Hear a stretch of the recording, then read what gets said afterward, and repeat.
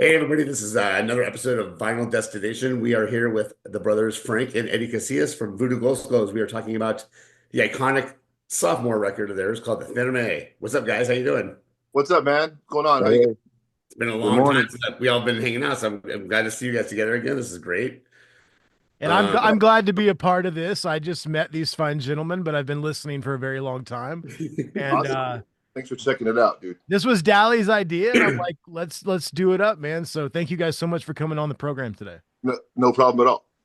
So to so be before we get into the record, let's just do a little backtrack of people that might not know. So you guys started in 1989 as basically you two with your brother George and Jerry. yeah, Um, yeah. We started in February of '88, actually, okay. with the three of us, with George and Jerry, our original drummer, and George is my younger, is my younger brother, the bass player. We started playing as a three piece. In that first year, my brother Frank would just come home from work. I think he was like 19, 20 years old. He would come home from work and just hear us jam, but he wouldn't really. He would just do his own thing. He was an older brother. Came home and just started jamming with us one day, and then there was a solid four piece, like somewhere in that first year or two. You know what I mean? And Yeah. that's when the official four piece kind of started around 88. I think late 88, early 89. I would say. Okay. Right on. So I mean, you guys stayed as a four piece for a little bit. You guys started playing shows, backyard parties, whatnot. And then what made you guys decide to go forward with horn players? Was there just a certain factor that you wanted that, or? I just When we were messing around with different styles of music when we first got started, we really didn't know what direction we were going in. Uh, we were listening to a lot of Red Hot Chili Peppers and like Jane's Addiction and Thelonious Monster and just like weird kind of funky punk bands. That was like the thing at the time. Yeah. And then we got introduced to like Fishbone, and I was always into ska, like the two-tone ska. I grew up listening to that as a teenager, so we always kind of were aware of ska music, but it wasn't really something that we thought about incorporating until we heard like Fishbone, and then bands like that.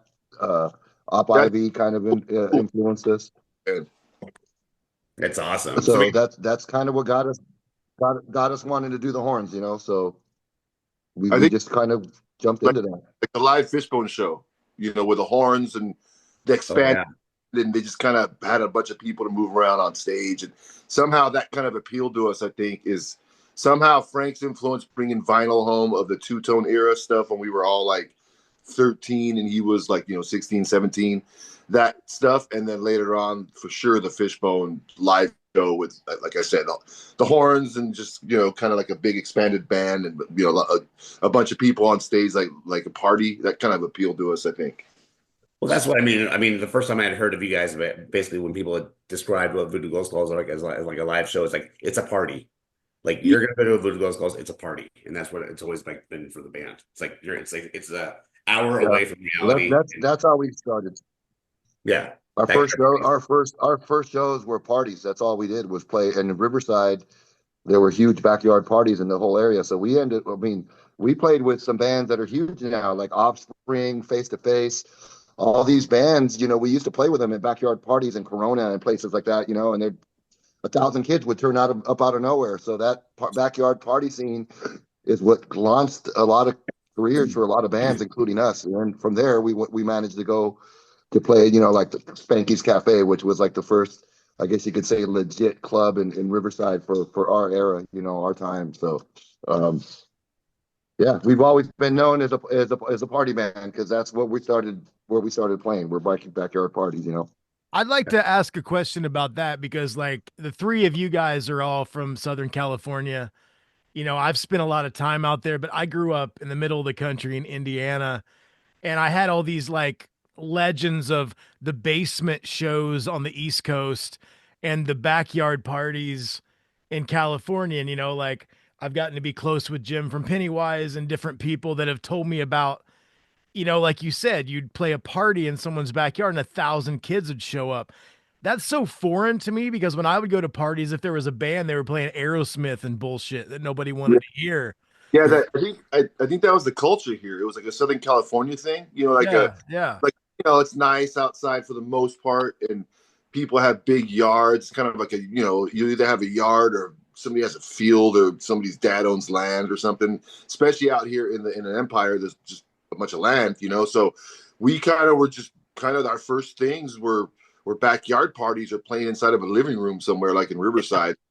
I think that was actually our first gig, was playing in a living room or like a family room next to a kitchen, and in a little tiny house. That was our first gigs. And then so and it's true, we played these giant, like, sort of kind of mini festivals, like the pig fest, like Mhm. basically like a big field where they like roast a pig, Yeah.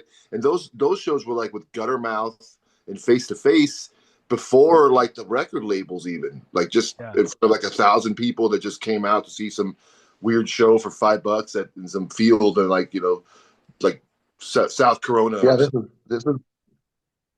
this was like before Epitaph and like Fat Records even existed. You know what I something. mean? This was like very Yeah, early on. And actually we got to experience basement shows in the Midwest and whatnot, because of like our very, very first tours were very DIY, and we actually ended up playing some basement shows that in like Minneapolis and in that was Wisconsin and stuff like that. So we actually got to experience some of what you're saying too. yeah.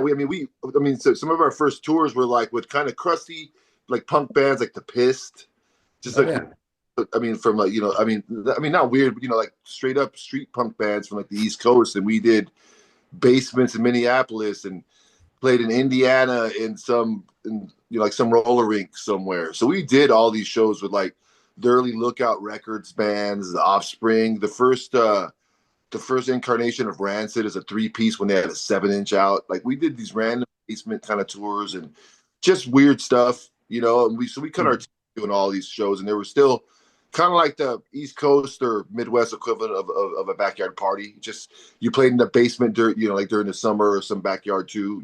We're just you know, middle of the like state of Michigan or something. Who knows? Well, that's cool. I mean, basically, so you guys started doing everything DIY, excuse me. So after that, you guys obviously get the attention of Bill, Yeah, from Rapid Strange. How did that relationship start? How did that all get going? that all happened from the Spanky scene. Like the Well, first club, going back to the first club in Riverside, or yeah. the first club for like the late '80s, early '90s scene was Spanky's, which to go back, it was in a family-owned Italian restaurant in a little strip mall in downtown Riverside. And the guy just started to do shows next to the salad bar because somebody convinced him to do punk rock shows there. And then that was the first spot, you know what I mean? So we just cut our teeth there, you know what I mean? That's awesome. Yeah, but there, and then that scene was, Face to Face and Gutter Mouth, and just uh, we saw like the first shows from like bands from LA and like Southern California, like No Doubt played there when they were like 16, 17. You know what I mean? Wow. So we played these random shows in this club, and a And label called, Bill from Doctor Strange would always be up there, would be yeah, there hanging out.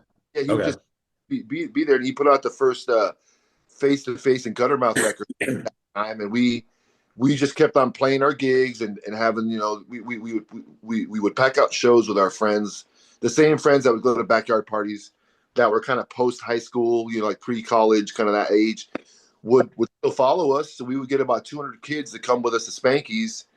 Eventually everyone caught notice, and Bill just asked us one day if he wanted to do a 7-inch and then a full-length record. It was that easy. I think he asked us like on the patio at Spanky's, where everyone would just smoke cigarettes and hang out. Amazing. So you guys, obviously, that's an iconic record. Who Is This Is comes out in '93.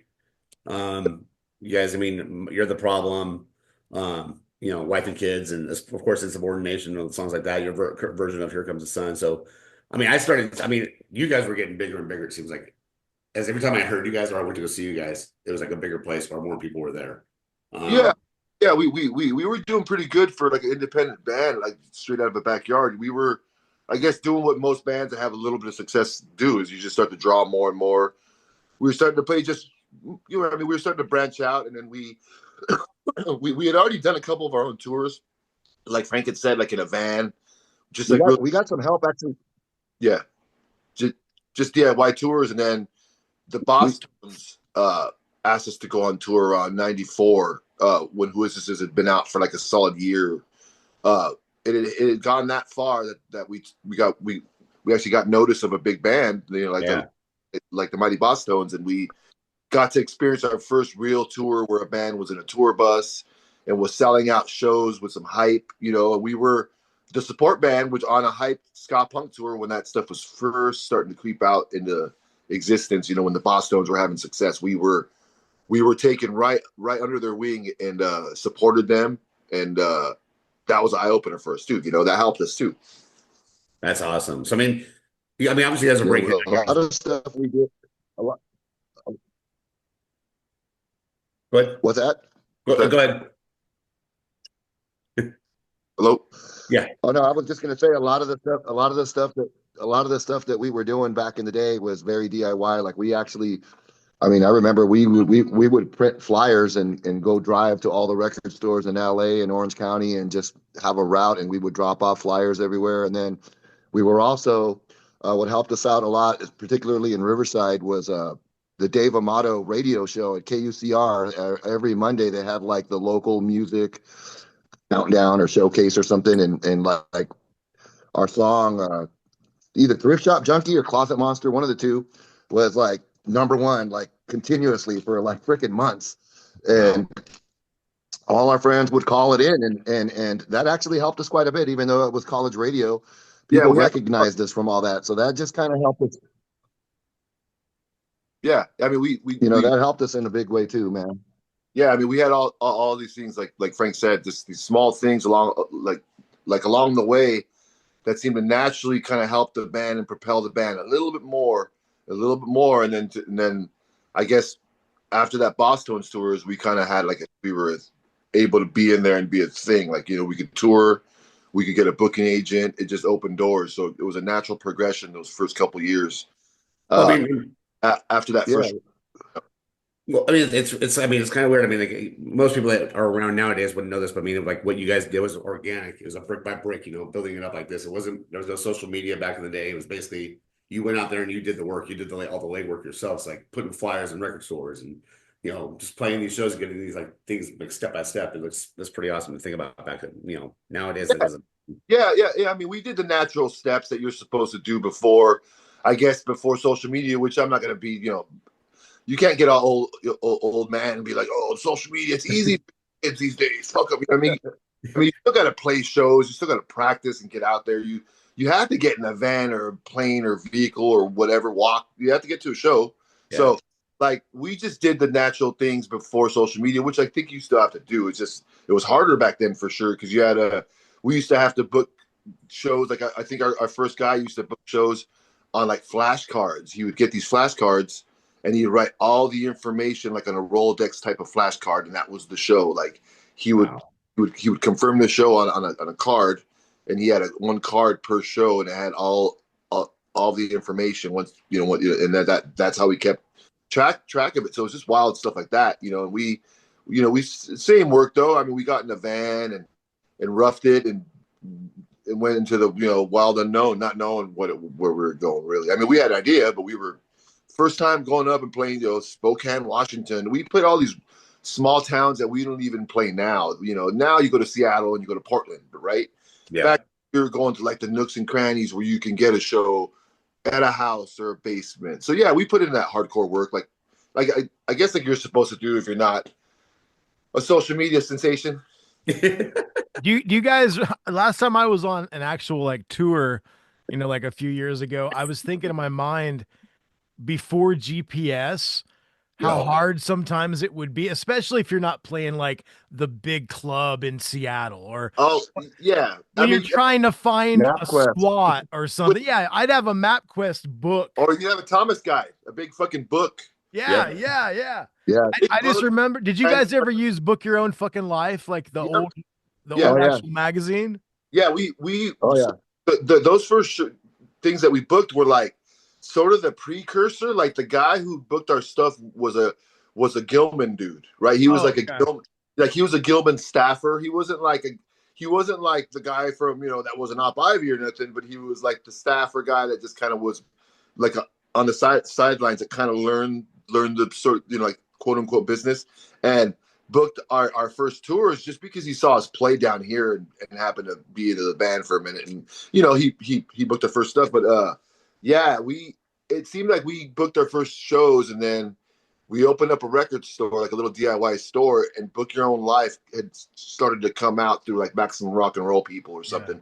It started to come out right when we were getting in the business of having a little record store. So we would order it, and we that was like our shit already. We had already done tours like that, so that thing was kind of made by people like us already that were already booking shows that had like a Gilman staff guy doing exactly that, and then an assembly around those years came up with the idea, hey, let's put this info in a book.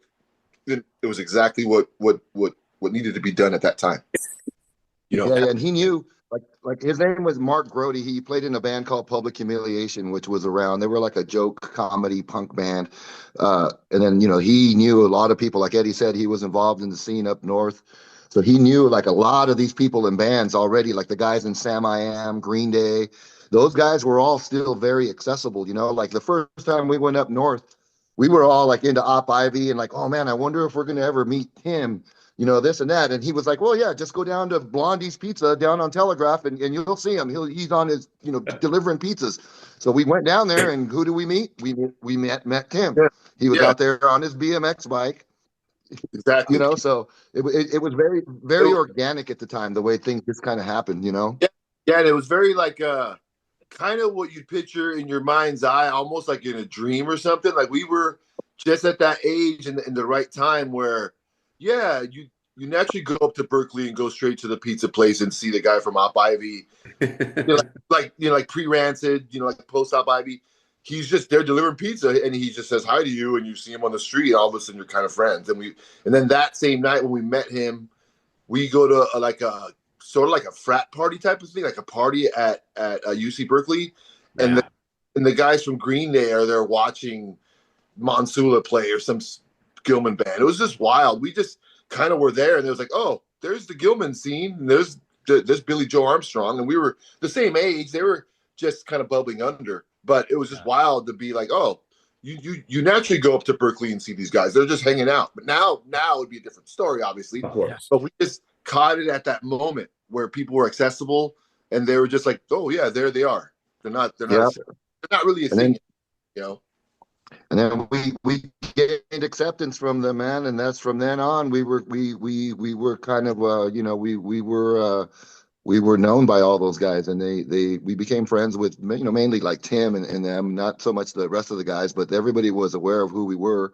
We were one of the only bands from our area that were actually going up to Gilman and playing that whole scene regularly. We would go up there at a drop of a hat, and just to get a chance to be a part of it. And we did that for the longest time. And the next thing you know, we're in the mix. So that helped us out quite a bit too. Yeah. Our first Gilman, our first show at Gilman was with Green Day and with L7. And wow.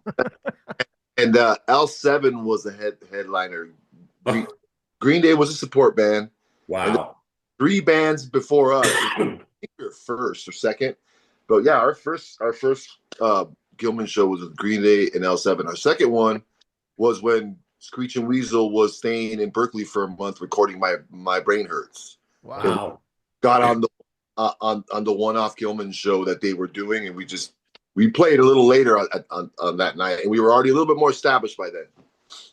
Well, so I mean, it's a quick sidebar, real quick, because like people that don't know, I was in Voodoo Glow Skulls for a couple of years, and I remember we were playing Warped Tour. I think it was the LA show or something like that. And when you see people that have this tight bond, and I think Frank and I were walking around I think you were with us too, Eddie.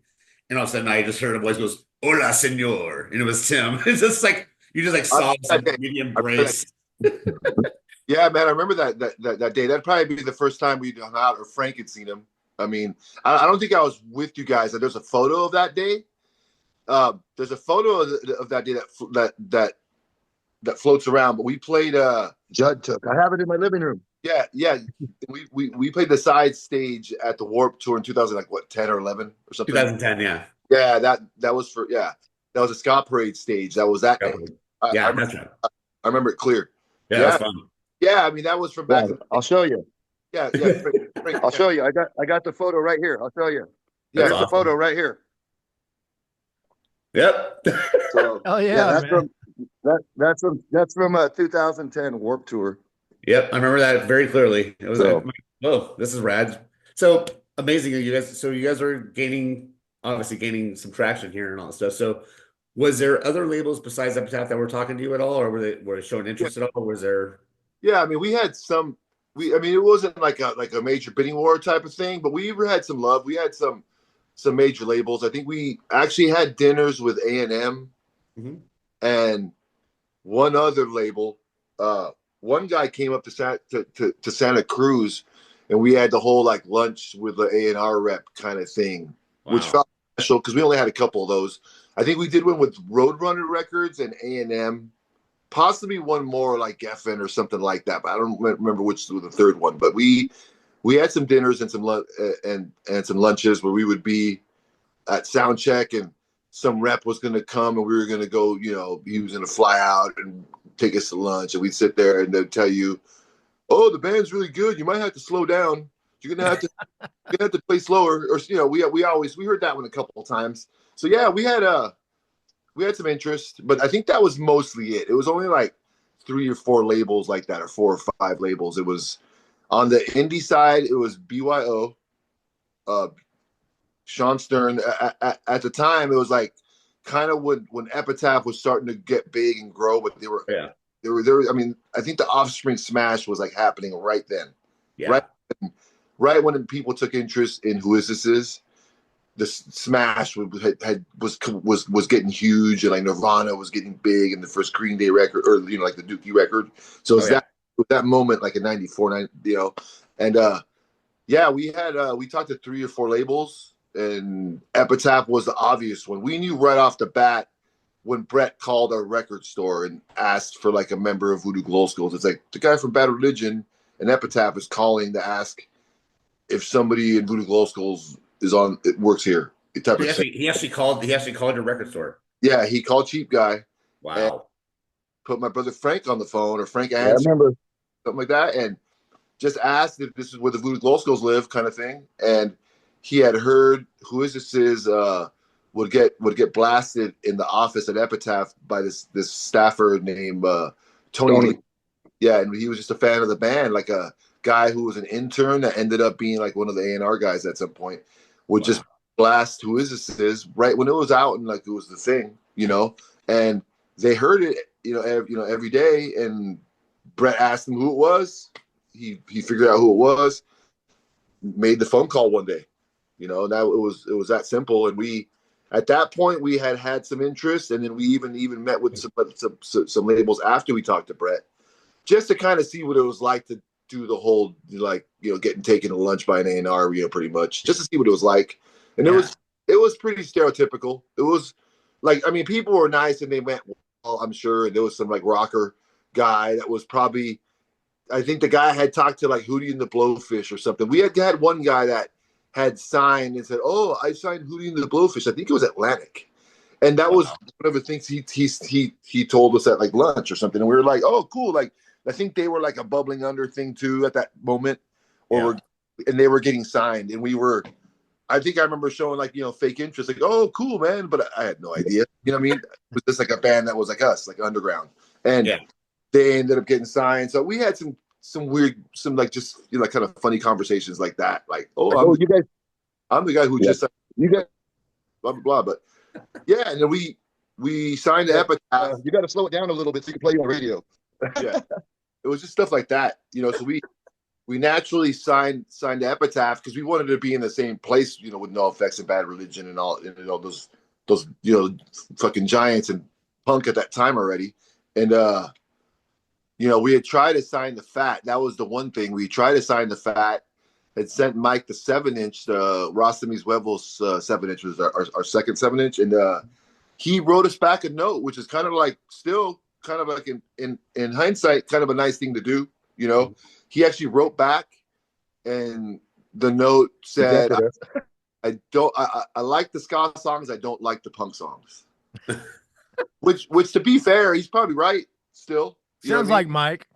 Yeah, but I mean, it was a nice note, and he said he liked the ska songs, and but of course, us being young and fucking dumb and full of cum and being mad, mad at the world. We were like, fuck Fat Mike and blah blah blah. Even though we were giant No Effects fans, and probably a little brokenhearted, slightly. But the label he was on and his band was on wanted to sign us. Yeah. I was like, oh, like the label. We ended up being in the same. So kind of like it made sense somehow that we got some validation from that. You know what I mean? Which is like, I mean, take that for what it's worth, But it was rad that the label that he was signed to wanted to sign us, so we just went with that, which is like actually a bigger thing. Yeah, I mean, even though to this day, Fat ended up being amazing, and I mean, what a crazy. I still have that letter. Oh, that's even cooler. You know what I mean? But but we signed the Epitaph, and I've got that rejection letter. That's cool. It was like being on punk rock Motown at the time. Yeah. Cool. I remember, it felt like you were hot shit. I mean, when you signed with them, it felt like you were hot shit. You were in the club, and even you got to experience these little perks and all these cool things of hanging out. If you were, if you know how to work it, you got free CDs, merch every time. You got so much free stuff on top of just every other perk. We'd go to the warehouse and get all the No Effects CDs and all the. It's kind of awesome, man. I found out about you guys on Punkorama. So I mean, back in that compilation kind of scene back in the day, I'm sure numerous fans came to you guys from being on those comps, right? Oh, we talk about it a lot. I just spoke about this. We were just on a podcast in Tijuana, of all places, and this guy brought those comps up, which comes up a lot. And that's how we got known too, is those comps that were like $3.98 or $2.98 were always next to the front counter at the register. That was like being on a gold or platinum record at the time, and there was 3 or 4 of them that came out that we were on, and that was like having sort of like a pseudo little hit song or something out in the world, because to this day people still say, hey, I know you from Punkorama. It's a common thing. I'm 53. That thing came out those things came out like from 95 to like 2000 or something. So it's wild that things that were out like 25, 30 years ago reach so many people that it's still a thing that will come up. Like I heard El Cucuy, I heard Delinquent Song. Say goodnight. So it helps, Well, that was the thing. I mean, I remember when the big hype when you guys got signed, it was like everybody was like kind of shocked at it initially, because there was not bands that had a horn section on Epitaph. I don't consider you guys a ska band. I consider you guys more punk with ska with horns, because I mean you guys are so broad, and so the fact that you guys got signed Epitaph, everybody's like, whoa, this is like awesome, because like it's showing the labels not just doing. BPMs, Pennywise kind of stuff. It was they really were open to it. They were open to everything we were doing, and at that time, I think what the appeal was to us, a lot of people, because we were just that was Firme and Who Is This Is. Those were soundtracks of our life at that particular time. We wrote about shit we would experience at home, and you know what I mean. We would that was just what we wrote about. Backyard parties and this and that, and it was very kind of thought we were just, just like you said earlier, like a party band. Yeah.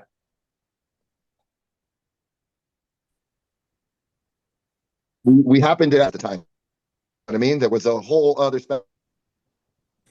We're like, wait a minute, you guys got my dad getting a divorce, and all I have skateboard, and your record, Who Is This Is? Nation song or Firme, you know what I mean? So we still hear this to that day, like dudes that are grown with bring them to our show, and they're like, hey man, this album got me through shit, you know what I mean? So I think we in those aspects, we were able to connect with a lot of kids. That's what caught the interest of like we were different, and I think we were a bit of a challenge for them to kind of market it. I had a question. So it worked out, I think, for everybody. I had a question about being different. The thing that I always thought was cool about you guys was when you would sing in Spanish also. And that's got to connect to a whole other group of people, because there weren't a lot of bands. There are some bands now that do that, but I mean, wasn't there just like a completely Spanish version of Firme? Like, Yeah, I feel like if you like yeah, the singer in my band is from Peru, and we've talked many times about kind of following suit in what you guys did and maybe putting out some songs in Spanish. That had to have been like just a game changer with people that spoke Spanish as a first language. yeah. I mean, we still get that, and it's cool to hear even like you say that. I mean, because I honestly always felt like we're gonna do this, but a part of me was like, I hope we don't alienate, like people. Just somebody in the Midwest, or just some kid who just doesn't get it, or something like that. That's like, why are they doing that?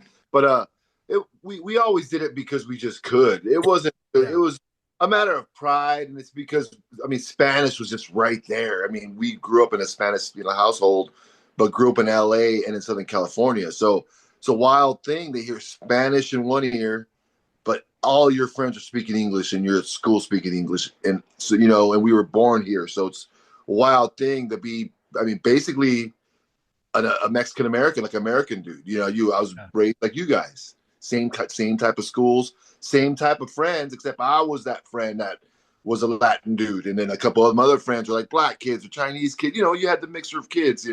But Yeah. but I grew up around like like white American kids. That so. It's cool to hear that people thought it was kind of cool that we did a Spanish thing, but it did open doors, and it kind of broadened this thing out where I think it actually brought kids into the punk And it scene was a joke. too. Like it was like, oh, what is this? These guys, but it was just a wild thing to do. It wasn't anything that was a We didn't conscious. plan it. Yeah, it wasn't like a total like like overtly conscious thing. We just kind of came up with it because it was a natural thing. It was just right there. It was like, oh, we could do this in Spanish. It was just an idea. It Yeah. just came. What I mean? It's like, oh, we could Brett was like, "Oh, fun. when you guys want to start?" Yeah. Wow. Well, I mean, you guys get signed up, Taff. What made you guys decide? I mean, I don't want to say his name wrong, but I mean, when I saw produced by Garth, Yeah. what made you Right. guys decide to go with him? He had done Rage Against the Machine, and There like, you go. yeah, I mean, the Rage record was huge, Yeah. it had come out like in '92, I think, and Yeah. it was already like 2 years into it being a giant record. I mean, that was the third year of that first Rage album by then, so Oh, it it was was already exploded. yeah, it was already giant, right? They had a Yeah. few singles, and the hot records right there were that record and like the Weezer Blue album. Yeah. Yeah. We had thought of Rick Ocasek and of Garth Richardson, right? Because of those monumental like giant rock records, right? Yeah. Huge. We wanted to sound monstrous like that, and it was just a thing to say. I think we just blurted it out. Hey, could we use Rick Ocasek or Garth? And somehow Garth, I think Rick Ocasek was maybe too famous as a name for the Cars already too, of course. So he was a little harder to get for some reason, I think, because of who he was as a like a famous musician. Whereas Yeah. Garth he was huge too, and I mean like a giant producer, but was a little bit more Behind the scenes. accessible, Yeah. I want to say, because he was just always producing records. Yeah. Uh, so we got them to pay for Garth Richardson, who had just done Rage, had done Motley Crue records, had done Chili Peppers records, and we were just Wow. Well, Brett had that Offspring money, so I'm sure he was like, "Yeah, where do I sign?" yeah, got him to use Garth from Rage, and Garth actually was really cool because he took a considerable pay cut just to do our yeah, album because actually he because actually liked the music, he liked the demos, and he was like, "This is kind of a challenge." His bandwidth is low. yeah, is it You know, yeah. Hello, did you guys get the point across? It's I like think so. it's not on a while when Frank talks, like just Hopefully, his a will little bit come of a back. delay and breakup, but it's cool. yeah, okay, cool. Yeah, but yeah, I mean, it was a challenge for them to record horns. I mean, being a guy now who does horns a lot, and like I actually record bands a lot, they kind of had a hard time with the horns on the Firme record, and I to this day now, I understand why a little bit, but I mean, I don't understand why it was so hard to record the horns. Let's put it that way. I mean, they had another like an in-house engineer guy that was helping them out, but yeah, the horns were like the one challenge, and those guys that were playing live a lot, so they were tight and everything like that. But yeah, that was the one thing is that they weren't used to these big rock guys weren't used to like a punk rock horn section being half the band, and that I remember it being like it's kind of a challenge for these kind of like that was the beginning. That was the beginning of Pro Tools. Like, Yeah. I mean, Pro Tools was They wanted to bring in. was brand new, and we were going into these fancy studio. I mean these huge studios with this like hot like producer that knew the whole scene. So we would be like at A&M Recorders or like all these studios, and it'd be like, yeah, the Pro Tools rig is here. It's in the very top corner in a little closet, and there's a little French guy that knows how to run the machine. It was really like that. Wow. It was real like boutique, and like the Pro Tools thing was brand new, and they had a Pro Tool. Some of the horns on the record somehow. I forgot how. Then they probably just aligned stuff and tuned a little bit of stuff. I mean I imagine. But I remember it being a thing. Like they're kind of dumbfounded by the horns and kind of scratching their heads. Like, how do we get this? And you know, it doesn't seem too so like difficult now. But back then it was a thing, man. Like to record three dudes, they kind of were like, how do we do this and get this punk rock sound or whatever you call it? You know, they, yeah, that was a memory from that album. Listen, I feel like the production of the horns though, as someone else that records quite a lot, I've Yeah, done horns before. You know, the first time I did it, I just threw a 57 up and like just tried to do it old school. yeah. But one of the things that I like production wise on the record is the horns are so punchy and they're like aggressive. Do you feel like maybe they are more aggressive than a normal ska record because they didn't quite know what they were doing? Maybe they treated them more as like a guitar or like a more aggressive or percussive instrument because I they're really nice and aggressive on the record. yeah. I mean, there's still. I mean, there's no. I mean, there's a lot to account for, like skill wise. You know, Garth was already a giant in the music business by that point. yeah. Like right in the middle of his career, I think, or at least the beginning, you know, like to the middle of the career, he was so huge then. And then the assistant engineer wasn't like some small time guy either. He was in a big name, like, but it was this guy named, I think it was Doug Colson, I think it was, maybe. I forgot the guy's name. But there was like another giant guy that worked for like HBO or whatever the assistant was there that knew what he was doing too, you know, like as far as engineering goes, you know what I mean? And Garth had this, you know, like wild gear, and I remember them bringing in all kinds of different stuff, you know, like mics were like it was unlimited choices of the best stuff you could use. I think that at that time, Cole's like ribbon mics were like the new kind of hot thing. So they had some like fancy new mics at the time and pre's and the best consoles. And I mean, they knew what was up. So I think their approach though, like the big rock kind of producer approach for sure had something to do with it. Cause I don't see that many horns even on his credits to this day. And even around then, of course.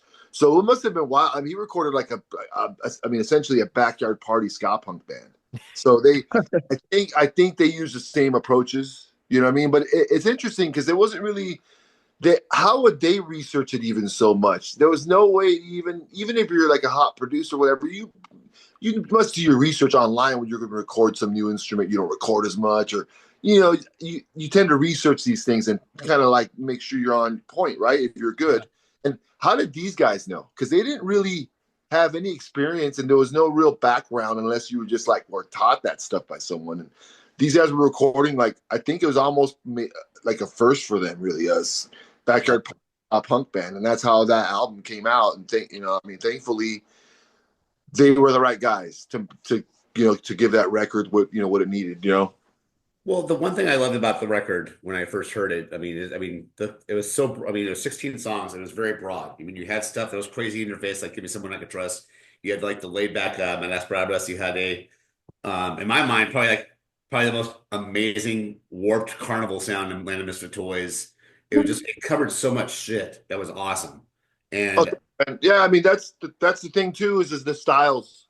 you know, kind of runs the gamut a little bit. You know, we were influenced, and then right when we signed Epitaph too, that kind of influence, at least in my, and because I mean, a lot of our stuff was based on like guitar riffs. You know, I mean, most of our music comes from like guitar riffs and ends up with horns on it and blah blah blah. But it starts from, it's basically a guitar based band, you know, and so that stuff came out, and it was, you know, really like it kind of influenced us when we signed Epitaph. It made us want to write a little bit more like an Epitaph band. So a couple of those songs came after we signed and before we recorded the album. We had about 10 of those songs written, but those other 5 or 6, especially like Give Me Someone I Could Trust. I remember writing that riff because I knew we were going to be on Epitaph. Wow. So that's how. So a couple of those songs came out because it was like, oh, we're going to be in the same leagues as like Pennywise and NoFX and these fast, cool bands, and we were already playing punk. So we're like, let's write like an Epitaph band would. Like those couple of those songs came out that way for that reason. Well, a good question for you on this one. So, give me someone I could trust is like in my mind just a quintessential Voodoo Glow Skull song. It's in your face, it's fast, it still has the horns on it, but the thing that really got me, like sucked me in, was the breakdown with the trumpet solo, Okay. and it showed the diversity of what the band could do. I mean, it's in your face fast, and you have that bridge that's like really catchy, just like the mid tempo part. Then you come down and do that whole breakdown. You go back up to the fast part again. It's a story, and I was like, that's like one of the things I just loved about the band. I was like, you guys could tell a story through the music, not just lyrically, but also musically. That this is a story about what we're like. This is what we're about. And I think, I mean, it really showed on the record like what you guys were, who you guys really were about. Yeah, I mean it just kind of came out that way. We always had the thing where we speed up and slow down and go to the bridge part or go to the, yeah, I mean we were always into like metal that had like intros and outros and the middle parts. You know, like Iron Maiden, like I mean Rhyme of the Ancient Mariner. That's Yep. straight that's straight up like Rhyme of the Ancient Mariner. No matter if it doesn't sound like that, if it's not like metal or like galloping metal or whatever you call it, it's still influenced by shit that we saw when you're 13 years old, like Maiden and like these giant epic songs. It's just in the form of a ska punk song. But yeah, those little peaks and valleys and like drama comes straight from that. There's nowhere else, you know, really where that would, you know, come from. I'd like to ask each of you for kind of your thoughts on this. You know, we mostly talk to punk bands. You know, we've had Pennywise on, we've had Propaganda, like these different guys that, you know, we're kind of right there smack dab in the middle of the punk explosion. But there's another side of it that we don't really delve into, which is the ska explosion, because that happened a little bit after the punk explosion. Frank, I'll go with you first. With the release of this and then the subsequent albums after that, where do you feel like Voodoo Glow Skulls kind of fit into that scene when all those bands were starting to really take off and the mainstream kind of came knocking at the door? Man, you know, we've always we've always been like, in my opinion, just a little bit more on the faster side and more aggressive side to become like mainstream radio, like a lot of our, you know, comrades, or you could, all these other bands like there, you've had like Real Big Fish and bands like that in Less Than Jake even, who are more poppy and more radio friendly. We've always been kind of like the aggressive freaking bastard brothers of the scene, even though we were pretty well respected by everybody. But I mean, just a big part of this whole cover Mexican Latin punk ska punk in East LA now. You know, there's like the whole scene happening now, and I'd like to think that we're like the ones that probably paved the way for a lot of those bands. Yeah. We were doing this type of stuff. Now, we weren't the first ones doing it, but we've been doing it.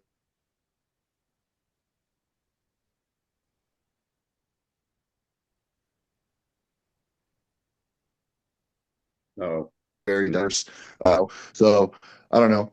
I feel fortunate enough to be in the mix, but you never see Voodoo Glow Skulls on anybody's top 10 list, and I don't know if that's a good thing or a bad thing either, but I'm proud that we're still around 30 plus years later and doing what we do. Not everybody is, you know what I mean?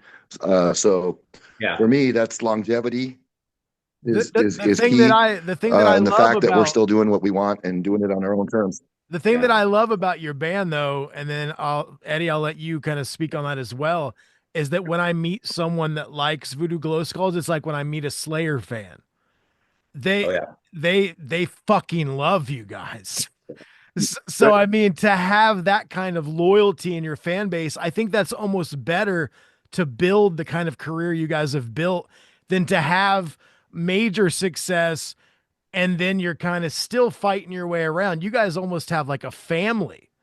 And I think that's really cool that there's two different ways to build it, you know. You could be No Doubt, or you could have those loyal people that'll fucking take a knife and carve Voodoo Glow Skulls in their chests like yeah, the Slayer fans, you know. That's how I feel. Eddie, how do you feel about kind of your place in all of that?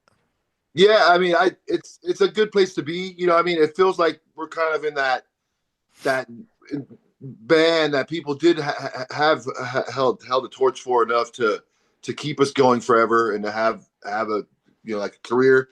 I mean, our songs and our albums have carried us far. Those fans, you know what I mean, and no matter what's going on in the scene, whether before the ska explosion or post ska explosion or now way after it, where there's like a fifth or sixth wave of it now with other bands, Yeah. we're still able to go if we want to and play in front of a couple hundred kids in some country somewhere or some city somewhere, and it's we we were we definitely it definitely helped us when that ska explosion went down because we were already doing it.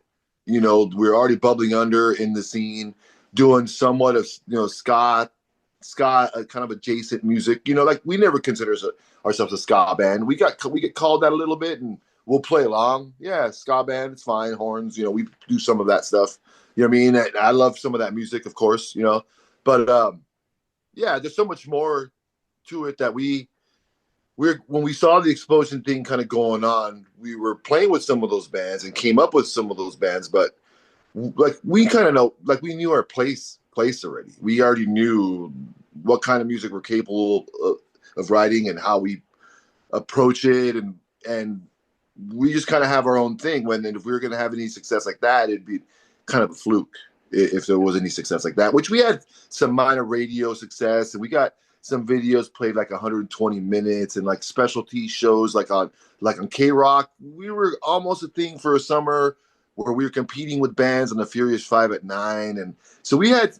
I mean, those local moments, and there was some international stuff here and there. Like being in films, having songs in movies here and there, all that stuff helps you. But we kind of the ska explosion kind of was one of those things that we were able to kind of like piggyback along with a little bit and kind of get some love from it and get some hype from it. But we knew we weren't one of those bands, and we had already been a thing for so long. We knew we could kind of like ride alongside of that ska wave a little bit, but kind of be the left or right field of it and kind of do our own thing, which is kind of the same thing we do now. Same exact shit. We could still put out records if we want to, still tour for the most part if you want to. In most places, and a lot of places, it comes back around again, full circle, where you're like, oh, we're kind of more popular again. Thank God we can play in front of a few hundred more kids now instead of just those 100 kids or whatever it is. So you just have to love doing this shit. You know what I mean? And the ska thing was cool to be a part of for a minute, like the wave of it. We still knew that we weren't considered a big part, a part of it necessarily. We were just on the side of it and able to kind of be a little, kind of piggyback along with that scene. You know what I mean?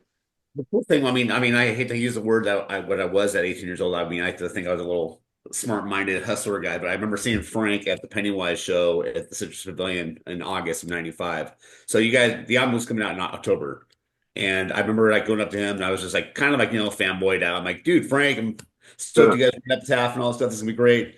And I'm like, yeah, when's it coming out? He's like October. So that Monday, I called Epitaph Records pretending to be a webzine, and they Wow. sent me advanced copy of Firme like 2 months before it came out, and I remember Wow, hearing it and going, sneaky. "Yeah, yeah." What I did back in the day, That's but cool. I mean, I remember hearing it. I mean, the whole shoot the moon, and then I mean, honestly, that hi hat sound that Jerry does. I mean, it just right into shoot the moon, and I Yeah, remember like, sitting there and like hearing this record. I just sat there the whole time, just going and just digesting it with the diversity. You guys did this amazing cover of. You guys have always done great covers. You know, between the "I Want to Be Like You," you did the "Here Comes the Sun." You've done the yeah, "Fifty Dot" stuff. Charlie Brown is such an iconic thing. It's become like one of your signature songs you guys play live. yeah. Yeah. What was the motivation for that song, and how'd you guys get that one? We've always been into the 50s, man, 50s and 60s rock and roll. This was where a lot of this punk rock shit stemmed from, even the, soul music, old stuff, man. And, we just decided to take an old classic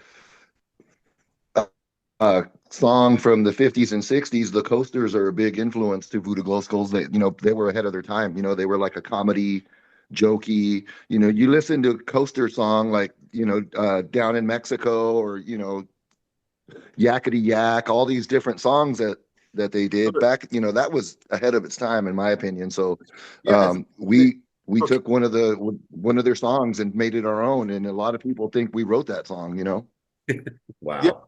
we one of the first records that we owned like on vinyl was called Funny Bone Favorites. It was like when you're a little kid and you Funny have Bone Favorite.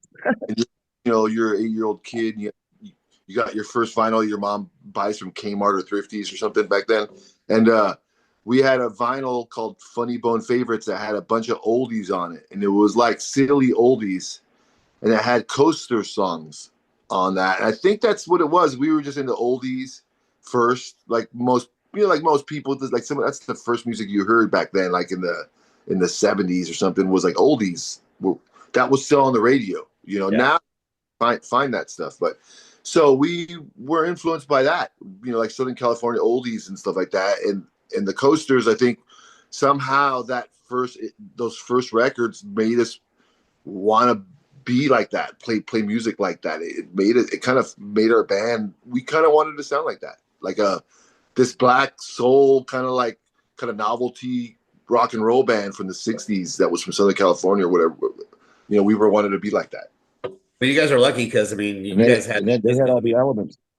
my first record I got was from my grandma. She got me Mickey Mouse Disco, so I'm very envious of you guys. You got Yeah, some good stuff to well, start it out with. same type of stuff though. Like there might have been some song that got embedded in your head somehow. I mean, we just heard music kind of early, like a lot of kids did on vinyl or 8-track, and it just whatever you first hear is somehow gets in your DNA. And some of that first stuff was those wild oldies like that, like those like kind of Little Richard type of old, type of like oldies with wild like piano and rock and roll stuff like that. We just gravitated Yeah. toward. Our dad, our dad had an awesome vinyl collection as kids, and that's what pretty much inspired a lot of that stuff, man. Because I would take his records and play them and wear them out literally.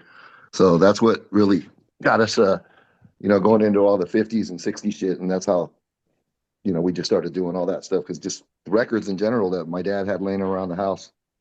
Well, the cool thing is, I mean, you guys obviously the album comes out in October. I remember hearing Fat Randy come on the radio. I actually saw you guys play at the Wii Roast in 1996.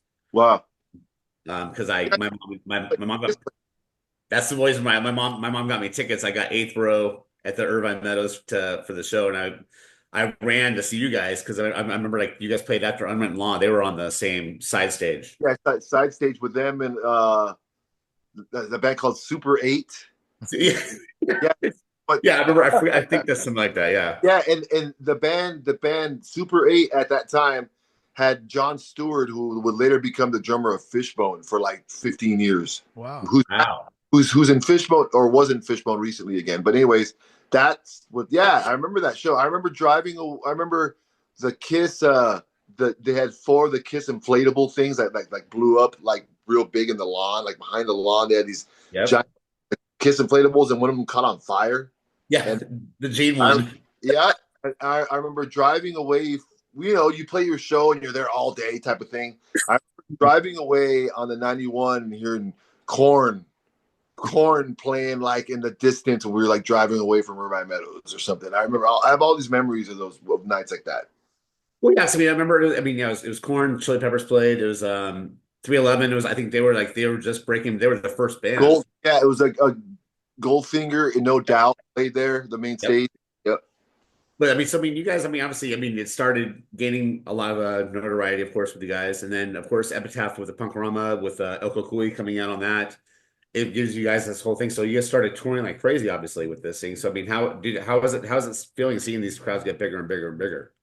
Oh, it was great. I mean, like most bands, I mean, we didn't know, it was all new to us, and we got, that was the most hype we ever had. I think was that album. That was the most hype we ever had because it was like, you signed to like a major pretty much, or like a major indie. At that time, I think they were the biggest one, or up there with the biggest one. So it was like being signed to a major and all the stuff that comes with it. The only other bigger things would have been like when Green Day signed and bands like that. But for us, this was that moment for us. So it was cool. We never had that much bigger success than that. I mean, but it was cool to be to be able to afford a tour bus and have shows be mostly sold out every night, and you're playing bigger clubs. You might be playing like the college hall that holds 1,500 people or something. We never got that big. There's ska punk bands or whatever, like like post that ended up being kind of huge in the scene. You know what I mean? That with like someone radio love and all this stuff. But for us, this was our like pinnacle was that 2 years. From like I mean, 95 to 98 or 95, 97. well, because I mean, I remember like you guys. I remember going to that show. I mean, I had to buy tickets from the scalper, but when you guys did the Brad Noel benefit at the Palladium, I mean, Yeah, that's a very elite group there. I mean, it's you guys, as the Vandals, as Pennywise, as No Doubt, and Long Beach Dub All Stars. It's a very, very elite group. So I mean, to have you guys on that echelon right there, I mean, it says something about what you guys were at that point, especially. yeah, Yeah, we used to play a lot of early on with Sublime. We used to do like we did parties at USC with those dudes. We we used to play like the whole club circuit, and Sublime kind of came out of nowhere and started getting on the bills. All just pretty much every Orange County show we played for a while there. So uh, and then Long Beach the Ball Stars kind of came about and everything. So like you're right, just for us to even be considered, we had no idea that they like respected us on that level to like mention us in a record or whatever, or even consider us to be a part of their whole little family, and we, yeah. I mean, I thought that was always kind of cool. Yeah. we were on the same booking agency. Our first booking agency, the Tahoe agency, was like Sublime, Blink when they were just Blink, Less Than Jake, and then all these ska bands. I mean, like Skank and Pickle. There's all these bands. So that was like our first. That was the first thing, and the Sublime got on there and they blew up pretty quick after. So we shared about a good 2 years of being on the same booking agency with them. So we played like those first shows when 40 Ounce of Freedom was already out and they were about to blow up. We did like that year or two, like right before he died. We were Yeah. right. We were like right there doing our thing with our first record or two. So we were kind of right there, like same booking agency. So we got to experience some stuff. I mean, we were around these bands, that ended up being kind of iconic. I mean, them being one of them. Like he's like Bob Marley now or something. You know what I mean? He's like Yeah. a, Yeah, you know what I mean? probably. We were right there when they were just a backyard party band, and like it was just a trip to be a part of that thing. I mean, we it was it was inevitable. We were right there. Well, I mean, the power of this record, Firme, I mean, it's 30 years now. This year in October, it'll be 30 years. It's crazy. Yeah. But I mean, I did not know the power of what you guys have brought besides California until I joined you guys in 2009. And people that are listening to this right now are watching this right now. Go on YouTube and look up Voodoo Glow Skulls at Fitzgerald's, and it's the day before Thanksgiving in 2009, and you see how insane I mean, Oh, my heart was literally beating on my chest. It's a video of us playing Shoot the Moon and Closet Monster, I and remember that. I thought Fitzgerald's was gonna. I thought that was gonna just fall down because Yeah, that thing that was the was most insane thing I ever saw in my life. yeah, that was the night with Inspector. It was like a Latin ska type of night, and we played. We were sandwiched right before them. We like supported. We played like second to last, and it was on fire. That was one of the best Houston and Fitzgerald shows. Thank God that was we did that one because it was right before they closed down, and Yeah, it's like Bulldoze I think now, but yeah, that is an iconic show for Voodoo Glow School. That's one of those moments I'll never forget. Is we killed it that night. You were the drummer. I yeah. remember clearly that it was just packed out, and it was Packed. one of those nights we were caught at the right moment in the sandwich, like second to last in the show. We didn't have to close, which Yeah, is wild because we usually always close there. But yeah. we played before Inspector, and it was people were just up for it that night for sure. I mean, honestly, just like I mean, people. I've showed this to my kids. I've showed that video to them. Going, this is it right here. My 16-year-old stepson, who is a weightlifter, built bodybuilder, he goes, I wouldn't go in that pit. Yeah. Oh wow! Yeah, It was we insane. Moment. I remember it was like, dude, that Yeah. was we just actually had a similar show in Mexicali. Oh yeah. That was yeah. There's dudes out there our age still getting it, dude, in the pit. They're no longer kids. These dudes are all 40, 50 years old like us, man, and they're out there fucking in a pit, just going crazy the whole show. but It's yeah, it's pretty nuts. even back then and now, this thank God, just that somehow people latched on to certain songs and certain records, and you could do it for a long time. Just like your band and bands that stay in it. I mean, you have a couple records and a couple things that you do, and thankfully people latch on to it, and it's their shit. You know what I mean? And that's not a bad place to be.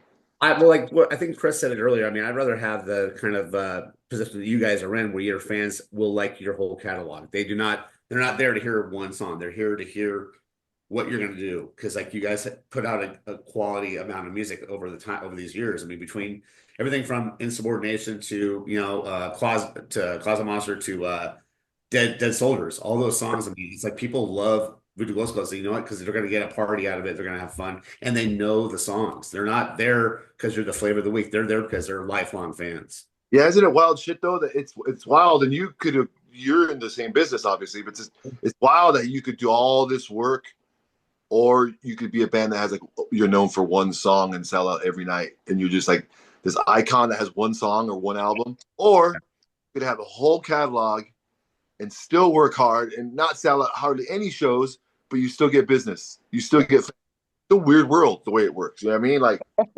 you never know what's going to happen with what. You could put some people like the one album by the one.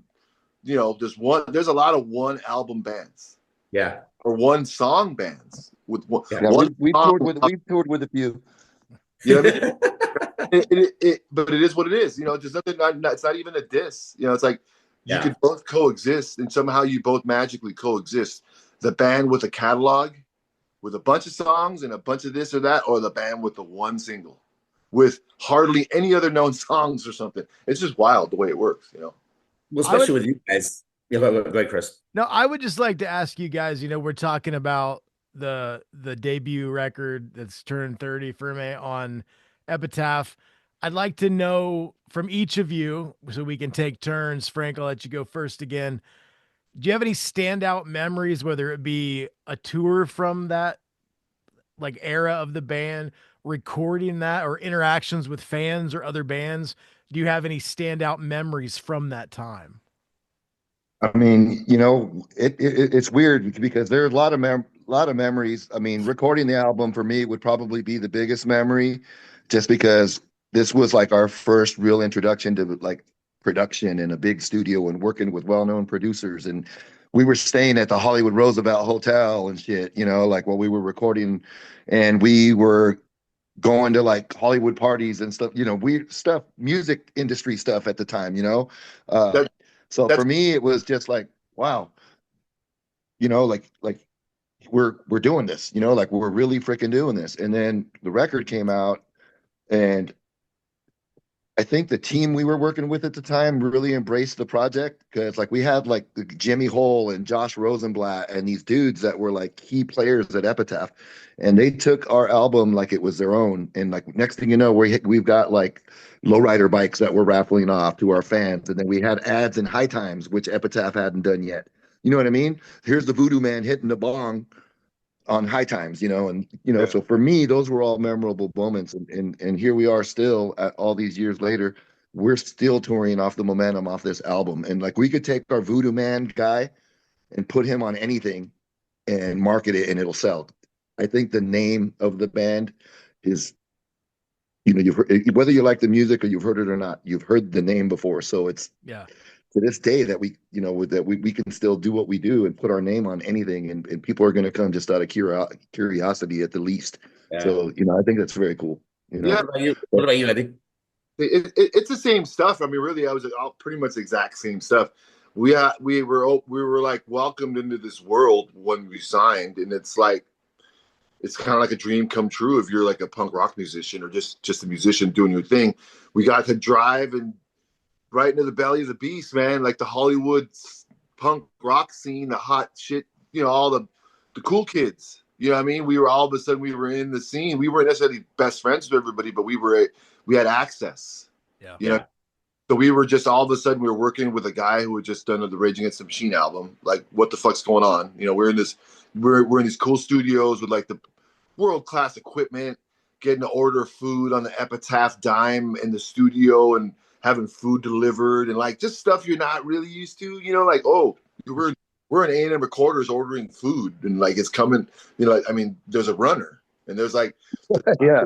and then like the drum doctor is here. Oh, yeah. Shit. Like, Yeah. so we could choose all these drums and Ross, the drum doctor's here. We knew the guy. We knew him. It was just wild like that. And staying at the Roosevelt, they put us up all these perks that we weren't used to. So we were at the Roosevelt for at least a month or 6 weeks. We lived at the Roosevelt. Like, what the fuck? I lived like in Hollywood. We all had rooms at the Roosevelt. Like, I can imagine that. It's just wild shit. We were there for at least a month. So we lived like right there, like a Hollywood Boulevard, and would drive our own cars or take a taxi to like West Beach Recorders, or A&M Recorders, and work with Brett and I'm sorry, not Brett, with Garth. And because we did that a few times. We also did that when we were Brett. So we remember we would like live there. I mean, we got to go.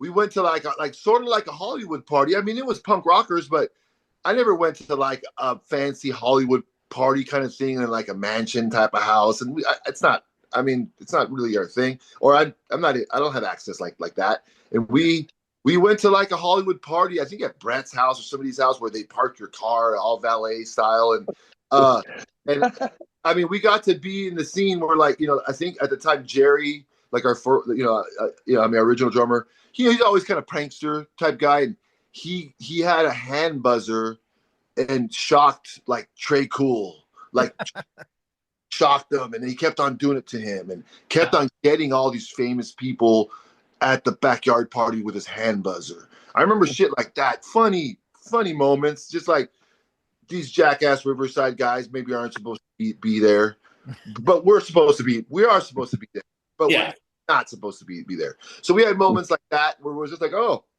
we get to be in this, we're flies on the wall at this thing. I'm not supposed to be around the dudes from Pennywise and Green Day or whatever, but I am. It's kind of like moments like that they were all firsts at that time because we didn't have access, and all of a sudden we had access because people liked our music enough. So that's the same stuff as that Frank said. Really were all the highlights. So just there's so many moments of like cool hype things that we weren't used to.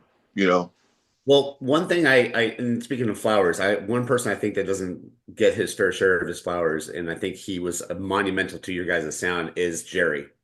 Yeah. I mean, being a Voodoo Glow Skull's drummer, I know from firsthand experience, it's not an easy thing. You have to be adapted to all kinds of styles. And the thing that, especially Firme, if you hear that record, what he did, I mean, from Yeah. he's brilliant. Yeah, thanks, man. Yeah, he I mean, I was right there. I mean, we learned together, and we he learned. I mean, he learned. I mean, it's pretty obvious. I mean, he learned unorthodox. You know, he taught himself. You know, never played to a click. There's all kinds of stuff that helps people now, or blah blah blah, or you know, makes these drummers great or whatever. But when Jerry was full on drummer, and we were all you know in our early 20s, and Jerry was, you know, was rehearsing every day. He was a beast. You know, I mean, he kind of invented his own little things and kind of took what he learned from ska and punk, and you know, he was more of just like a. He wasn't really like a punk drummer necessarily. Like you're like a punk drummer. Yeah. You play these bagwagon type of beats and these cool. You know, he wasn't really ever that guy. He liked that stuff, but he wasn't really his forte. You know, what I mean, he was kind of he was in the Fishbone, in the Fish from Fishbone, and in the you know the English Beat, all these other things. And I mean, like the Red Hot Chili Peppers, and not to say that you could be punk and just be a one guy, one thing. But it's just Jerry's thing was his other stuff. You know, it mostly came from Fishbone and like the Chili Peppers and like Thelonious Monster, like these old LA bands. You know, like Jerry kind of taught himself his own thing. You know, like learned Yeah. like you know, and he put together what he could from you know like from his influences, and when he was a full on musician and rehearsed every day, and Jerry was like a beast. You know what I mean? He kind of got out of it after you know like 20 years, but when he was when he was into it, he played like that.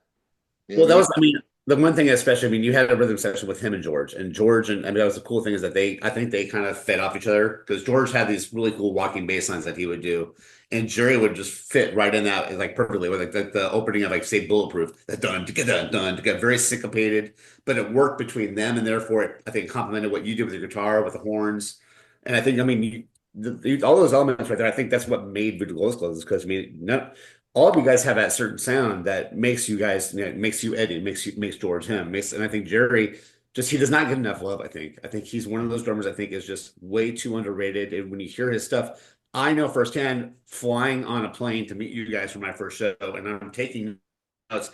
And I remember stabbing my notebook so many times because I was getting so Yeah. frustrated on well, like, how do I write this down in Well, notation? what's wild is you came in and you played that stuff, and it was like a big fast kick in the ass. I remember going, whoa, like you played it fast and not bad fast. I'm just saying like, whoa, it was like dang, like so you pulled it off pretty quick. Like you played it like you're able to play that stuff super like turbocharged fast speeds, a lot of it, where it was like, oh Yeah. man, like you know, this is cool. Like there's a lot of energy there. Yeah, I mean it's one of those things, you know, everybody develops their own way and their own thing. And we grew up playing together since we're like 12, 13. So there has Yeah. to be something to that, whether you're schooled or self-taught or taught by the best, or you're playing the click tracks or not, or reading music or not. There's something to like some kind of chemistry when you start playing together, no matter what, I think. And we were Absolutely. first formidable years. We were playing from like age 13 to 20. We were playing together, like learning how to play music together in the same room when we didn't know how to play instruments at all. So there's reason. So there's a chemistry there, and that ended up being on that album. I'm sure that DNA is all over that first album because some of those were our first songs. You know, especially you know, Closet Monster, Method to This Madness. Those two at least were Mhm. like from the first demo. Like the first demo, Yeah. barely knew how to play, and that ended up being, you know, what that was 6 years later after we formed the band. We used a couple songs off the first demo for a reason. It was still very much a part of what we were felt those songs deserved it. You know what I mean? So we, you know, those two or three songs, you know, they stood the test for a while. You know what I mean? So we there's something to Jerry's playing for sure. You know, I mean, he created the style which I think would be the signature for the band for whoever was going to play the drums for sure for the next, you know, till the band was done. Whether he came Yeah, and back, or, also, you know, I think another key factor too is not, besides the fact that Jerry grew up playing music with us, he's like the he's like the fourth brother in a lot of Mhm. ways, but he's also Costa Rican descent, which is it helps a lot if you've got like a Latin, you know, rhythm background. I think Yeah. it worked naturally with the Spanish stuff that we were doing and with some of our breakdowns and stuff like that. So you know, the fact that he just grew up playing music with us too.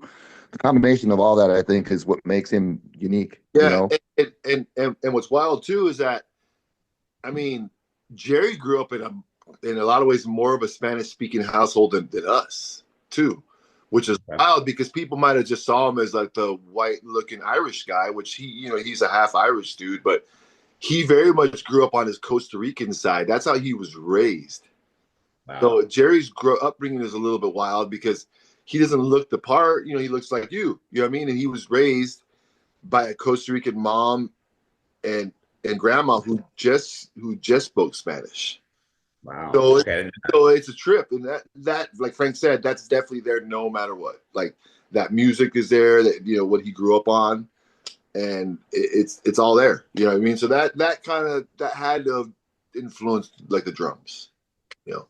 Well, another thing I want to say to you guys is, knowing you guys as long as I have known you guys, you guys have always never done anything like manufactured. It's always very authentic with you guys, and the fact that when Frank came back to the band in I think it was September of last year was a welcome shock, and I was like stoked to see him. He was back with the band. How's it feel? I mean, you guys have a few shows under your belts, and you guys are getting the ground running again. What's going on with you guys? We man, just it's been a few months, man. first show For was me, on yeah. When was it? When was it, Eddie? October 5th. Yeah. So for me, it's just I'm at a different point in time in my life. I don't really have anything holding me down to say aside from like my business. Um, my kids are grown. I'm not recently. I'm in the process of another divorce and whatnot. So I really don't have anybody holding me down. So for me, it was just good timing. At the time that I left the band, you know, uh, it was more of a personal thing for me. I felt like I just needed time to focus on my then marriage and then my business if I was ever going to get it going. So, the time off was definitely well needed. But now that I'm back, things are different. My life is different. I'm ready to do this as long as we can do it. Obviously I've always paid attention to what was going on, even when I wasn't in the band for a while. Uh, I've noticed there's, like Eddie said, there's like a whole resurgence. Like we're like at the fifth wave of ska again, and the band is like playing bigger and better shows than we were at the time I left. It seems like so for me, it just makes sense to be a part of something that I helped start and still carrying its weight, man. So here we are. Let's do it. Well, the cool thing is, I don't know if you guys know this, but so Chris is in this band called Fire Sale, and we are all three bands playing together at the first day at Brack Rock. So we're all going to be rocking Oh, together. We oh, gotta Right we on, gotta man. hang out, man, like yeah, in real life, not just on a Zoom call. yeah. That's Yeah, that's a cool festival. And I like that hangout there, like where they have the catering area and stuff. Like Yeah. cool spot there. Um, yeah, we just get to cruise and just get to keep on doing our stuff. I've always done this. You know what I Yeah. mean? And there doesn't seem to be a slowdown. You get older, like your body hurts, you have to go through stuff. But besides that, as long as we could stay healthy, like there's no reason to slow down. I like this the same as back then as Yeah. when in this record. Like I still get excited about ideas and about parts. We have a bunch of demos. We have like 25 demos or something, 26 demos that I'm just kind of we're just sifting through. There's no pressure too, what's rad is when you have a bunch of old albums and there's a resurgence or your brother comes back to the band, which is in our case. We just never really dove into our catalog still as much as we'd like to. And like George and I have always kind of wanted to dig more into. So that's what okay. we're trying to kind of reap. Oh, yeah. We're trying to reap the benefits of what we've done. And we could play those core 10 songs and then play another 10 that are just odd man out wild card songs or add a new song in here once in a while. We have a bunch of new songs that are written, or at least mostly that like about halfway there. So we're just kind of having fun with it now. We get to see where it takes us. You know, and just trying to have a good time. Like doing it now. We could. You're older and you go through stuff, and then I'm starting to realize, man, just have a good time. Are we having fun? That's the main thing. Like, Yeah. are you having a good time doing this shit that you work so hard for? Like, we've struggled so much too that it's like to make sure you're having a good time. Like, make sure the show's good and everyone wants to be there. No one's pissed off about some bullshit. Have a good time first, Yeah. and see what comes next, right? And I mean, there's new music that's going to come. There's some songs that are like kind of lingering around, kind of bubbling under that we have to finish that are going to be singles, I'm sure. And we're just going to do it like the way it seems to be most bands are doing it these days. Is we're going to maybe put out a couple singles or put out a video. Wait till we have like the old days. Put out a song or two. Wait till we have 10 real good ones, 12 real good ones, and then do an album and play a couple of them live for a year or two. Like, I want to take that approach like the old days where it's like, oh, we got a new song. Let's play that new song live for a year, for 6 months, and then play another new song live, and then get people used to them, and then put them out. There doesn't seem to be any pressure. We have new songs that I think are already good, that I think are gonna they'll satisfy, I think, the average fan. So we're gonna put those out eventually. But we're just kind of taking it as it comes, like anything as it comes. We're just waiting to see where it takes us, and trying to stay happy doing it. Well, I mean, I could tell, but from your guys' social media, just the excitement you have. I mean, I remember Eddie, I saw you were giving a big, really a big round of applause to your new horn section about how just how different they are and how good they are. So it just seems like everybody's just in a great place right now with the band. So I'm stoked to see that you guys are back to doing what you're doing and you guys are happy. That's what I mean. Bottom line is being happy and doing Yeah, what you do. yeah. Thanks, man. Yeah, I mean, we're it's like anything else.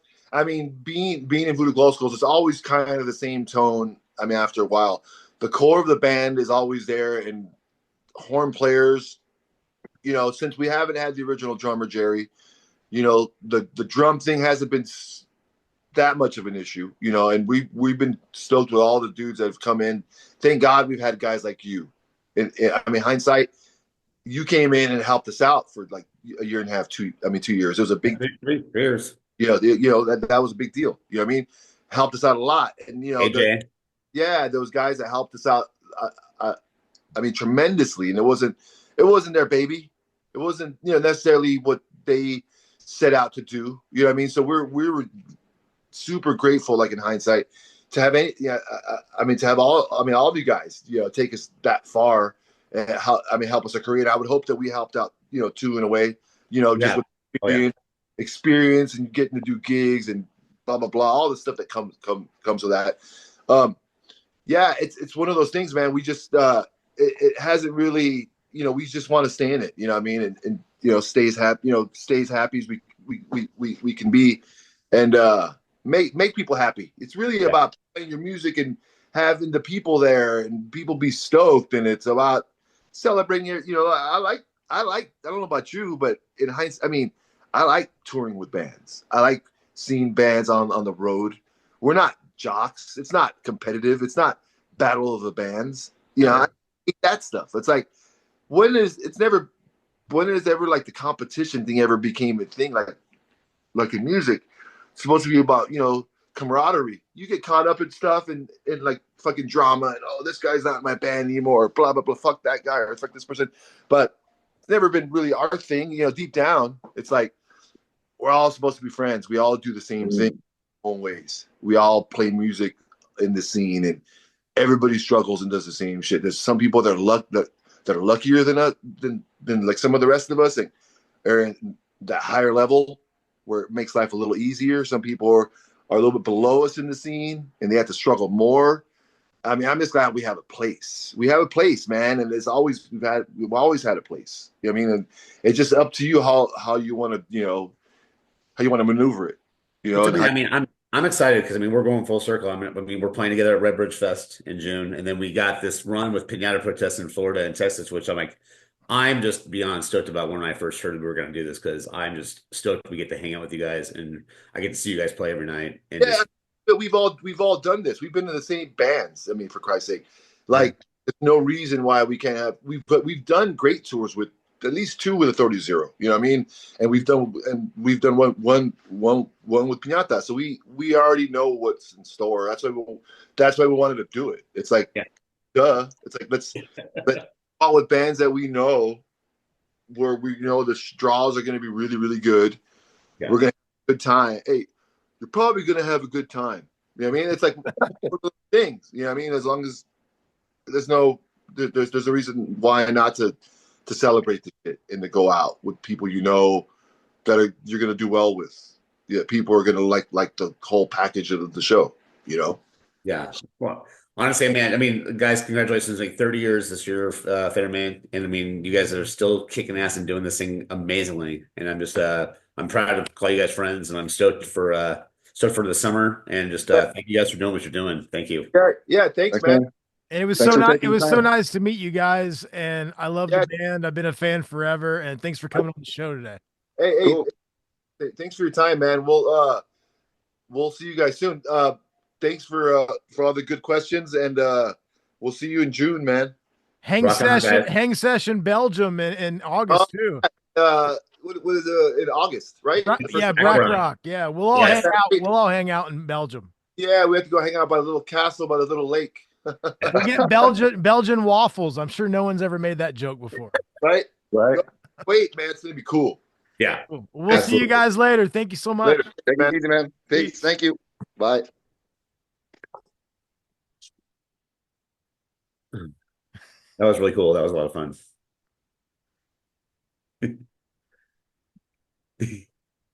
I'm trying to get out of here, man. No worries. There should be a red button somewhere. Oh yeah, right. Later, See you, guys. Later, brother. Episode 6. We're done. Boom. I always feel a sense of accomplishment when it's like the end of the episode. Yeah. Like when I used to do more of that one time on tour, I prepared so much and I just kind of got so anxious when I would talk to somebody. But these, I'm going to say when I get my questions in, I feel really good about it, but then I can relax because you have questions. I like having this like dynamic between us. I think it's really good. It's an informal chat, and I think I kind of wanted to do this like with you as how you and I talk. Yeah. Yeah. I mean, that's just, I think that's part of the fun of it is like that. But I mean, it's like I want to do stuff. I actually want to do stuff where I actually learn more from stuff from you, like bands that, Well, that's coming. I mean, that's the thing. Like when you suggested Voodoo Glow Skulls, I like them, yeah, and I've always listened to them, but I guess I didn't have the same history. I mean, you were in the fucking band, but Yeah. I didn't have the same history with them because they were always in my periphery. They were always there. I love getting to know the guys and kind of hearing their story, and in preparation for this, listening to them more than I had in a long time. It's cool because it brought back a lot of memories. It brought back, my questions about them singing in Spanish. When I was in high school, my aunt had an exchange student from Veracruz, Mexico. And I remember letting her hear that record, the Spanish version. And she was so like, you listen to this band? I'm like, yeah, I listen to this band. And I wish I'd have brought that up, but I didn't want to like take over the conversation. But no, it's really, really cool. I think it's great that you and I intersect on a lot of stuff, and there is like this Venn diagram of stuff. But even a band like this that maybe I was more of a casual fan of, even though I've listened to them very much over the years, getting to hear their story and getting to know them and meet them, it makes me remember how much they did mean to me back in the day, Yeah. Well, the weird thing about it is like, so, when Firme came out, and then also I think 2 years, not even 2 years later, I think Baile de los Locos came out. I was hardcore loving it. I was loving them. Around 98 though, I started going, there's when I really got into my strung out, like the heavier stuff. And the thing was, I kind of put them in the back burner. And I think, in hindsight, when I joined the band, I wish I wouldn't have, because an album that turns 25 this year, theirs is called Symbolic. Yeah. It was their last record for Epitaph. That record is insane. It's musically amazing. Brett Gurewitz produced it. The production's insane. And I'm like, damn, just wish I would have known about it. 'Cause there's a song that when I was in the band we played, it was called Mass Jingle, and fuck, man, it's just that band was, like I said, they don't get enough flowers, I feel, and so. No, and I think it's so cool that we all get to meet up in Belgium and hang out in front of a castle. I'm pretty excited. Barn. Is it a barn? No. It's no, it's I mean it's you'll see. It's insane. Okay. I mean, I just from everything I've read about the festival grounds, they say ancient ruins, but it Huh? looks like a castle, I guess. I don't know. It looks like one. And I mean the cool thing is, I mean, it's just it's gorgeous. Yeah. I mean everything around that area. 'Cause, I mean it's in the middle of nowhere. It's just amazing. It's insane. I mean, I played the first Black Rock back in 2014 to see where it has gone and become. Because I Yeah. mean, the first Black Rock in 2014 was Implants and Useless ID were the headliners. Now, I mean, it's like Millencolin and Well, Melancholy and there's two headliners that haven't been announced yet. exactly. And But I was asking Kim who they are, and he's tight-lipped about it. oh yeah, I know he won't tell me either. Yeah. And I've known him for a while. I thought I had a good report, but apparently I Well, didn't and get it. well, think about this too. Melancholin's in the middle, so and then they've got the two on the side. I mean, the second tier is like Frank Turner and bands. So I mean, those other headliners have to be pretty big. Well, I'm thinking about all this stuff that's going on around that time, and I mean, I don't know. The bands that are on tour over there at the time. Yeah. Well, I one band I'm hoping, and I want to talk to you about this because they were guests with us. How do you feel about the new Propaganda song? I mean, it's really the only thing I've listened to since it came out. I mean, I'll say right now, and I know there's a lot of people that love them. There's a lot of people that are indifferent about them. As a massive Propaganda fan, I knew I was gonna like the new stuff. Yeah, Because there hasn't been anything they've put out that I haven't liked. yeah. But when I heard literally the first riff before the drums and the vocals come in, I'm like, classic. Well, I've said I think I've talked to you of this off of camera before, and I did it again. I was like, I put it on.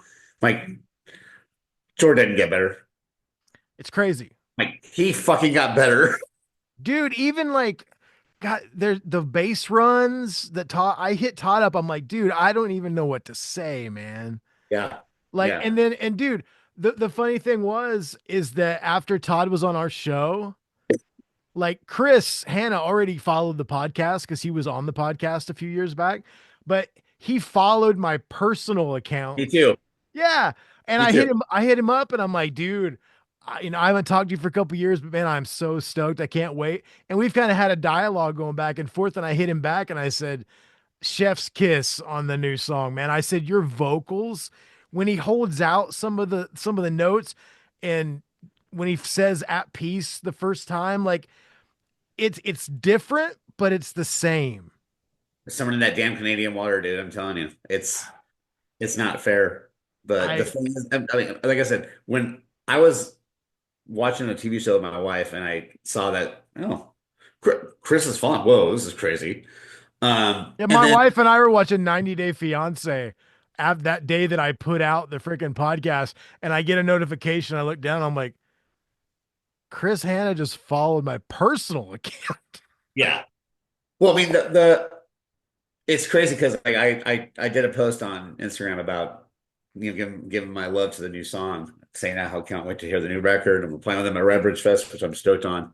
And the Propaganda page messaged me saying, "Hell yeah, Chris, thanks for the love." Well, I feel like that's Todd and Chris maybe run that That's because fine. when I first contacted and like got in touch with Chris, it was first on there and then it was his personal and then it was email after that. So I feel like they probably have some help on their socials, but I think they're involved as well. Oh yeah, of course. I mean, they're not a band that like would let it be in the hands of Yeah. everybody. But no, it's great. I can't wait to hear the rest. And I have fought so hard in like asking since I have two podcasts and you and I have one podcast.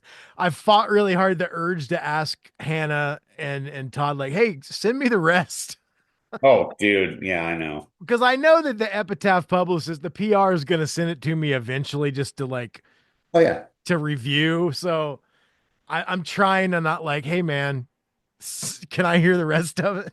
Because I mean, Well, like Jake, after Jake was on, he sent me a bunch of old strung out demos, and I'm like, I got to make sure I take care of these because nobody's heard them. oh yeah. Well, I'll tell you right now. I've heard one song from the new Exile and Olivia mix, and it sounds insane. I mean, I mean, it's I feel like the original mix was pretty good. So whatever they're gonna do to it, I it's gonna be awesome. I thought the mix matched what the tone was of the record. It was a very dark record, so I thought it was a dark sounding record. So I thought I was fine with that. But I know Jordan is said nothing about how much he just wishes that mix could have been different and was with Kyle Black, and Kyle Black's the one that did it. So I'm excited. I mean, Yeah. the song one song I heard, I'm stoked for people to hear. It's like it's gonna be insane, but it's like there's you know I'm just blown away. Like we have this kind of thing where we have this like camaraderie with other people, bands, and all stuff that actually like what we do and what we're all about. This Yeah. thing, and Well, so it's no, like. I will tell you that, we're 6 episodes deep. Mhm. At the time of recording this, I haven't put out our last episode where we just kind of talked about the punk rock museum and everything, but I will. Yeah, By the time you see this, that'll be out. But the whole idea, you and I are hanging out in Canada at Music for Cancer, and you're like, hey man, we should do a podcast. And I was at that time, I was just kind of like, I wasn't doing mine very much anymore. I was still doing it. And I've yeah. even in the interim of like you and I doing these episodes, I've put out another episode of that one time on tour. Mhm. And it's made me excited again to do both shows. But it is kind of cool. I don't know. I don't know what the perception out there is. You and I are both in bands that do stuff. We've been in other bands that have even done more stuff. Like, we know some people, we're in certain circles, but neither of us are like, buying Lamborghinis or hanging out with, famous people like in our circles maybe, but like, Yeah, I don't know what the perception is, but I almost forget how awesome it is that we can take an hour or two and talk to people that kind of changed our lives. yeah. It's in itself of like the respect that people have. Like they know that I think they know that you and I are not fanboying, and you're not gonna get the normal. So what were you thinking when you wrote this song? Yeah. We're gonna treat you and your band with respect about what we know about your band. And I think it's also, even though it is a little fanboyish, like these records, they mean something to us. Like Yeah, it's not a flash in the pan kind of like, it's authentic to us. Like when you made that comment about those guys being honest and everything they did was authentic. I feel that because when we have these people on the show, I mean, talking to Jake and talking to Todd and talking to Jim and now talking to these guys, like I don't know, man. I never take for granted the fact that, for one thing, in 2018, I was bored and I wasn't playing music and I wasn't writing songs. And my wife talked me into talking to a couple people that I knew about being on a podcast that I had no idea how to do. yeah, And now we're, you know, 7 years later, and you and I are doing this with people. yeah, And I'm getting something different out of this one that I got out of my other show, which I'm still doing my other show. People that are watching, listening, it's still yeah, happening. But in this one, it just feels, it feels more like centered. When I have someone come on the other show, it's so broad and we talk about so much of their career and a timeline. And with yeah, this one, there is timeline and career talk and tour talk, but it also is centered around kind of a snapshot. yeah. And Exactly. I really like that. And I feel like we can go really, really deep because, we didn't talk to Voodoo Glow Skulls about the victory years. No. We didn't talk to them about a lot of stuff that's probably very interesting, but we took a snapshot in time. And then if they do come back, maybe we can touch more on that other stuff. But I'm really enjoying doing the show with you, man. Likewise. I'm really, really excited that I get to actually like give you a hug again this year Oh and yeah. be in person with you. And I think that's a good place to leave it. And I'm super, super excited that he was talking about Jerry being of Costa Rican descent because in 3 days, I'm going to fucking Costa Rica, bro. Well, dude, enjoy it, man. It's a blast there. It's Dude, fun. it's not my first time. My wife and I love it there. It's our kids' first time. We got them their Oh, passports and they're really, really excited. My son's like geography geek, like I am, it's- and he knows the flag to every country. And he's asking me about like gross GDP from Costa Rica and all this crazy shit because he watches videos all the time. And then my daughter is a nature like crazy freak. She loves turtles and she loves sloths and monkeys, and it's going to be the best family vacay ever, man. Is it safe to say that it's their spring break? It is their spring break. Yes, we are actually taking them out of school 2 days early because flights were cheaper. Good idea. Good thought So, there. so yeah, that's what we're doing. But man, I love you. I cannot wait for the next episode, and I cannot wait to see your beautiful smiling face in Belgium come August. Likewise. Well, I love you, brother. Have safe, have some fun in Costa Rica, and I'll talk to you when you get back, man. Cool, man. I'll talk to you soon. Bye bye. Peace. Peace. Final destination.